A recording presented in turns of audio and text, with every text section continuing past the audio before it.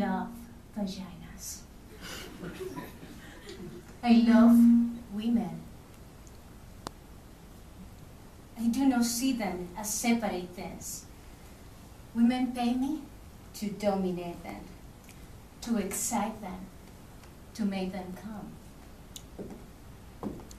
I did not start out like this. No, to the contrary. I started out as a lawyer, but in my late 30s, I became obsessed with making women happy. It started as a mission of sorts, but then I got involved in it. I got very good at it, kind of brilliant. It was my art.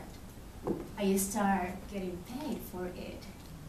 It was as if I had found my calling. I wore outrageous outfits when I dominated women. Lace and silk and leather, and I used props. Whips, handcuffs, rope, dildos. There was nothing like this in tax law. There were no props, no excitement, and I hate those blue corporate suits. Although, I wear them from time to time in my new line of work. They serve quite nicely. There were no props in corporate law. No wetness, no dark mysterious foreplay, no red nipples, no delicious mouths. But mainly, there was no money. Not the kind I'm talking about anyway. This was the key. I see now. Money was the thing that ultimately seduced me and got me addicted to making women happy. When I was a little girl, and I would see women in the movies making love, making strange, orgasmic, moaning noises, I used to laugh.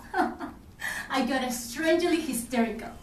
I couldn't believe that big, outrageous, ungoverned sound like that came out of women. I longed to moan. I practiced in front of my mirror, on a tape recorder, moaning in various keys, various tones. But always, when I played back, it sounded fake. It was fake. It wasn't rooted in anything sexual, really. Only in my desire to be sexual.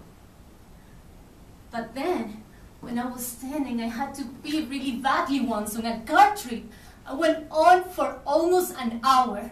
And when I finally got to pee in this very little gas station, I was so excited. I moaned. I moaned as I peed. I couldn't believe it. Me moaning in a Texaco station in the middle of Louisiana? I realized right then that moans are connected with not getting what you want right away, putting things off. I realized moans were best when they catch you by surprise. They came out of this hidden, mysterious part of you that was speaking its own language. I realized that moans were, in fact, that language. I became a moaner. It made most men anxious. Frankly, it terrified them. I was loud when they couldn't concentrate on what they were doing. They'll lose focus. Then, they'll lose everything. You couldn't lay love in people's homes.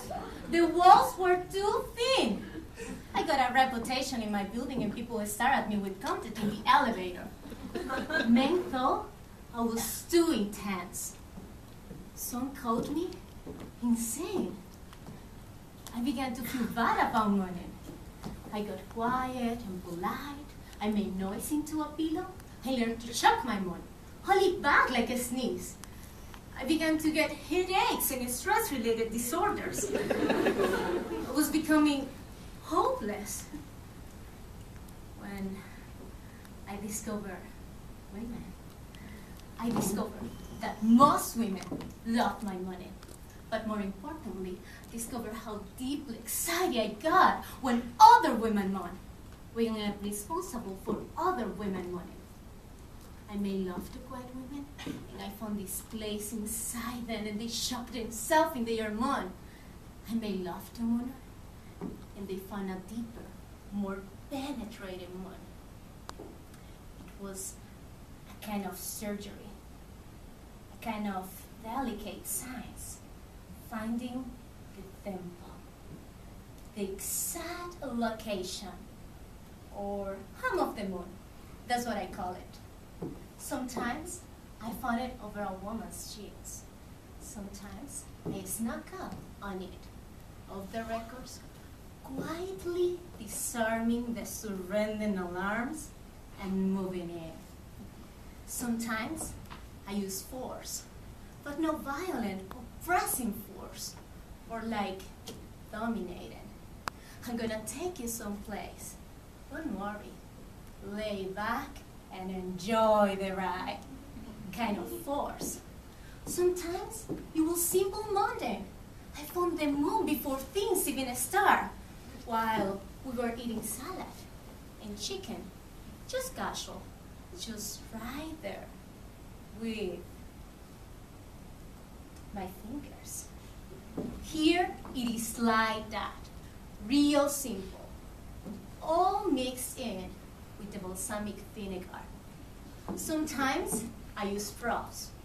I loved props. Sometimes I made the woman find her own moon in front of me. I waited, stuck it out until she opened herself. I wasn't fooled by the minor, more obvious moon. No, I pushed her further, all the way into her power moon. There is the clit one. The vagina one. The combo clit vagina one.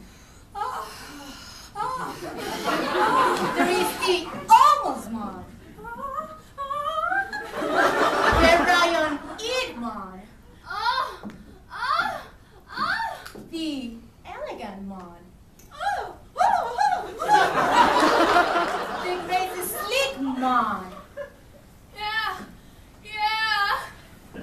The Wasmon.